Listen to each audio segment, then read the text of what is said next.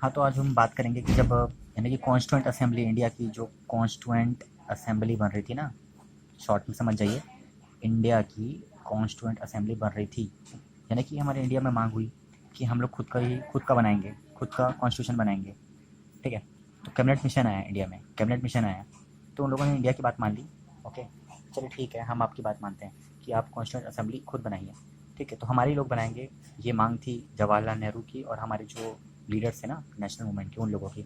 तो हुआ क्या, कैसे कैसे काम करता है कॉन्स्टिट्यूंट असेंबली, कैसे बनी, कैसे रिप्रेजेंटेशन हुआ, ये इंपॉर्टेंट है जानना। ठीक है, देखिए, ये प्रोविंशियल लेजिस्लेटिव काउंसिल, सॉरी, ये प्रोविंशियल लेजिस्लेटिव काउंसिल है और इसके ऊपर है कॉन्स्टिट्यूंट असेंबली।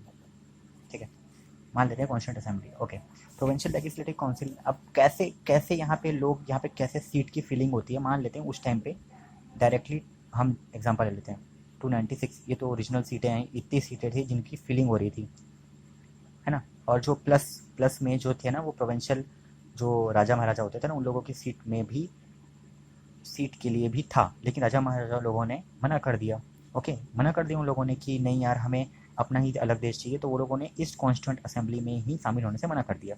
तो बाकी जो 296 थे, ये कौन लोग थे, ये थे ब्रिटिश इंडिया के सीट्स थी, इतनी इतनी सीट्स थी ब्रिटिश इंडिया की सीट्स। ओके, तो अब इन सीट्स में से भी क्या था, ओके देखते हैं क्या था। तो इसमें मुस्लिम और सिख प्लस जनरल, तो मुस्लिम और सिख लोगों को मिला था रिजर्वेशन, है ना। अब जानते थे कि ब्रिटिश लोग तो भाई कम्युनल हमेशा ही, मतलब कि भेदभाव की राजनीति चलते थे, तो डिवाइड एंड रूल करने का काम करते थे। तो इन्होंने इन मुस्लिम धर्म के आधार पे इन लोगों को क्या दिया था, सीट दिया था। और जनरल लोग, इन दोनों को छोड़ करके जनरल लोग थे जिनकी कोई वो नहीं था, मतलब रिजर्वेशन नहीं था। तो होता क्या था कि अब यहाँ से सिलेक्शन कैसे होगा। ओके फाइन, देखिए, होता है, मान लेते हैं कि ये प्रोविंशियल लेजिस्लेटिव काउंसिल, मतलब क्या होता है, उस टाइम अलग अलग प्रोविंस थे पूरे इंडिया भर में, अलग अलग प्रोविंस थे, और क्या थे, प्रोविंस थे, और राजा महाराजा जो जो वो प्रिंसली स्टेट थे, जो राजा महाराजा वाले लोग थे, तो वो लोग तो पार्टिसिपेट नहीं कर रहे थे। ओके, तो देखते हैं कि यहाँ से सिलेक्शन हुआ कैसे भाई, ये देखते हैं। ओके, मान लेते हैं ये एक प्रोविंस है, इट्स वन प्रोविंस। ठीक है, यहाँ की पॉपुलेशन है अप्रॉक्सीमेटली 4 मिलियन, 4 मिलियन थी। ओके फाइन, तो ये है यहाँ पे सीट 4, क्यों, क्योंकि एक सीट जो है ना वो 1 मिलियन के बराबर थी अप्रॉक्स। ओके, लक्ष्मीकांत में दिया ना अप्रॉक्स, वही अप्रॉक्स है। तो सॉरी, तो देखिए, तो होता ये है कि अब यहाँ पे भी वही बात थी कि हिंदू मुस्लिम सिख ईसाई में यानी कि बांटा हुआ था। मतलब ये जो, सॉरी, ये जो एम एस और जी, यहाँ पे भी वही लागू होता है, यहाँ पे भी ना, यहाँ पे भी वही है, यहाँ पे भी S C M S plus G के हिसाब से बांटा गया था। तो यहाँ पर रिजर्व थी ये सीट, ये मुस्लिम के लिए, ये सिख के लिए, ये बाकी जितने बचे वो जनरल के लिए। तो अब होता ये था कि यहाँ पे ये जो एक सीट है, इसमें ना जितने भी मुस्लिम लोग हैं, सिर्फ मुस्लिम लोग खड़े हो सकते थे और मुस्लिम लोग ही जीत सकते थे।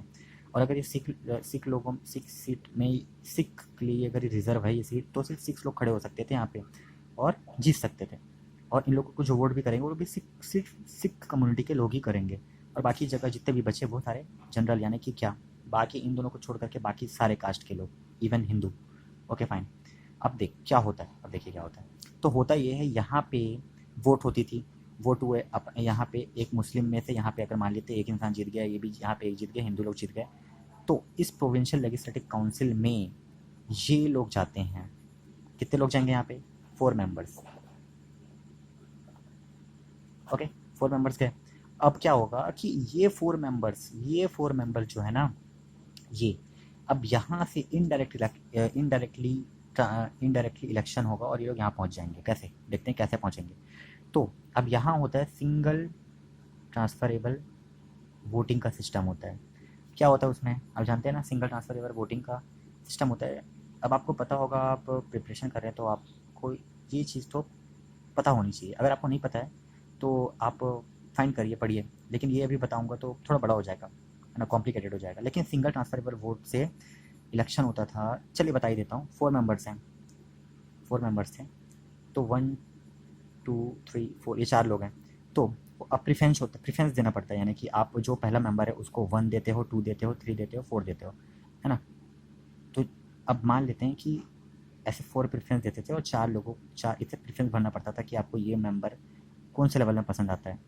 तो आप ऐसे प्रेफरेंस भरते थे, तो इसमें से जो बेस्ट जिसका 1 1 1 1 आ गया तो वो तो डेफिनेटली सेलेक्ट होगा और जाएगा कहाँ, जो सेलेक्ट हो गया यहाँ से वो जाएगा यहाँ।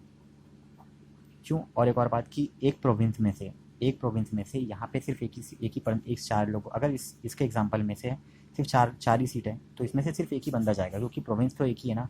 और प्रोविंशियल लेजिस्लेटिव काउंसिल इंडिया भर में बहुत सारी थी, कितनी थी, इतनी थी। तो इस तरीके से यहाँ पे भी रिजर्वेशन था, ठीक है। तो ये लोग यहाँ पहुँचते थे और यहाँ पे फिलिंग होती थी इस सीट्स की। और जब इस सीट्स की फिलिंग हो गई तो बना हमारा कॉन्स्टिट्यूएंट असेंबली, जिसने हमारे कॉन्स्टिट्यूशन को बनाए। फाइन, इंडियन कॉन्स्टिट्यूशन जो बन गई, कब बनी थी बताइए? बन रही थी, वैसे धीरे धीरे बन रही थी। और जो स्टार्ट जब आया ये वापस, जब कॉन्स्टिट्यूंट असेंबली ने बना लिया ना कॉन्स्टिट्यूशन, तो कुछ लगे थे 2 साल, कुछ आसपास ऐसे लगे थे। वैसे अप्रॉक्सीमेटली आप लोग गिन लीजिएगा, मेरे को फ़र्क नहीं, आप देख लीजिएगा। तो तो उसके बाद इम्प्लीमेंट कब हो गया आपको पता है? अडॉप्ट कब किया असेंबली ने? असेंबली में तो अडॉप्ट किया 26 नवंबर 1949 को अडॉप्ट कर लिया था। और हम लोग रिपब्लिक डे कब मनाते हैं?